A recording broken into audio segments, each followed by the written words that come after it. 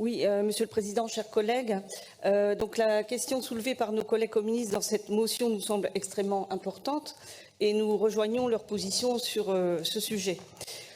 En effet, l'attaque lancée, vous venez de le rappeler, par la Commission européenne sur Fret SNCF n'est qu'une nouvelle preuve de la volonté de l'Union européenne de nuire à notre souveraineté économique en tuant nos entreprises nationales.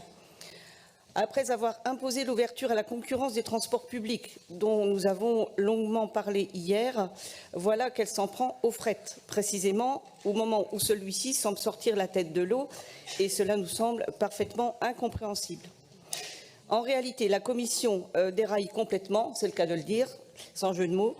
Personne n'a intérêt à laisser couler le leader français du transport sur rail, d'autant que l'intérêt écologique de celui-ci est tout à fait incontestable.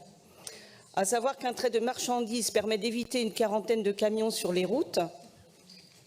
Un train de marchandises, c'est aussi 10 fois moins de CO2 et 8 fois moins de particules émises que les 40 camions. Il a également un rôle nécessaire dans la réindustrialisation de notre pays.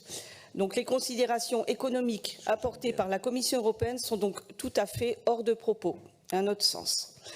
Nous voterons donc favorablement cette motion de soutien au fret ferroviaire français. La Commission européenne doit être désavouée dans son initiative et l'État doit continuer de défendre et d'accompagner Fret SNCF qui a des perspectives d'avenir intéressantes et qu'il faut soutenir. Je vous remercie.